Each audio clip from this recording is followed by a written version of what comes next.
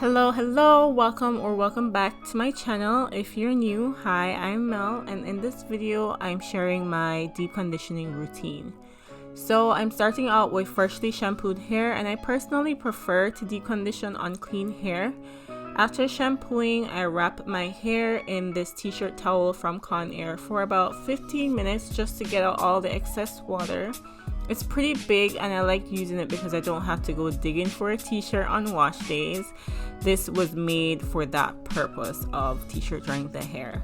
In this video, I was about 6 months post relaxer, so I did have quite a bit of new growth, as you can see here. But I'm going to begin by sectioning my hair into 4 sections, and I'm going to be using the tail end of my applicator brush for that. Sometimes the ones with the metal handles come with a little plastic cap on the end, so make sure to remove that so that you don't snag your hair. My hair was pretty much detangled, so 4 sections were adequate, but use more sections if that's easier for you, because not only does it make your hair easier to work with, but it ensures that the product is thoroughly distributed throughout the hair. And now for the star of the show, my favorite deep conditioner at the moment is this one by TGIN. It's their deep hydrating hair mask with black honey and coconut oil from their Miracle Repair RX line. It has really good, easy to read ingredients, and it's formulated with no sulfates, no parabens, no petrolatum, no lanolin or artificial colors. This is what it looks like. It has a runnier consistency than most deep conditioners, but I love it. Usually I like to add oils and glycerin to my deep conditioner and mix it up in this glass jar. I didn't do that this wash day because honestly this is one of the few deep conditioners that I've used that works wonderfully on its own. Plus I did a hot oil treatment prior to shampooing, so I feel like my hair already benefited from that. To apply my deep conditioner to my roots, to my new growth, I'm using my applicator brush that I showed earlier, and I use it to ensure that my new growth is really being smothered and just completely saturated with this stuff. As you can see, I do go in and further subdivide to really make sure I am getting to my new growth, and I make sure to apply the conditioner down past the line of demarcation because extra care is needed where the two textures meet, that is the relaxed ends and the natural roots. I then go in with my hands and apply the product down the length of my hair, making sure to put a little extra on my ends, which is the oldest part of the hair, so you don't want to neglect it. Deep conditioning should be a part of everyone's routine, whether your hair is chemically treated or natural.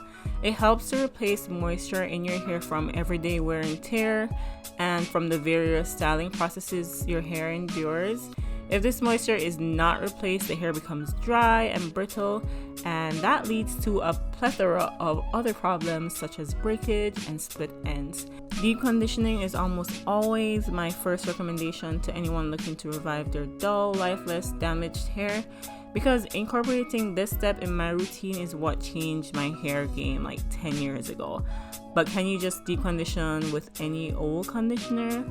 My answer would be no. It's very important to take a look at the ingredients to determine if it's going to be beneficial to your hair, because if the ingredients are trash, then what's the point, you know? If you don't recognize a particular ingredient, a quick Google search will usually tell you if it does more harm than good to your hair. In the hair community, it's usually said that the first 5 ingredients are the most important, and the first 5 in this particular deep conditioner are water, raw black honey, olive oil, agave extract, and papaya extract.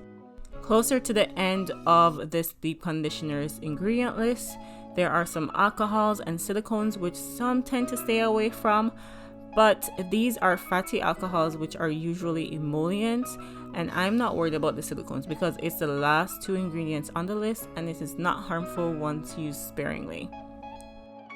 You also want to be mindful of protein ingredients in your deep conditioner because sometimes it's not obvious, as there are different types of proteins and they go by different names. The last thing you want to do is use a protein deep conditioner when the condition of your hair indicates that you need something more moisturizing. So do your research and use what works for you. So I'm pretty much done smoothing my deep conditioner into my hair, and I'm just going to combine my sections and pin them to the top of my head in preparation for the next step in my routine. And I'm also going to go ahead and add some extra conditioner to my nape and my edges. The final step in my deep conditioning routine is to sit under my steamer. It's a well-known fact that heat enhances deep conditioning because it raises our hair cuticles, allowing better penetration of the product. There are 3 main types of heat you can use.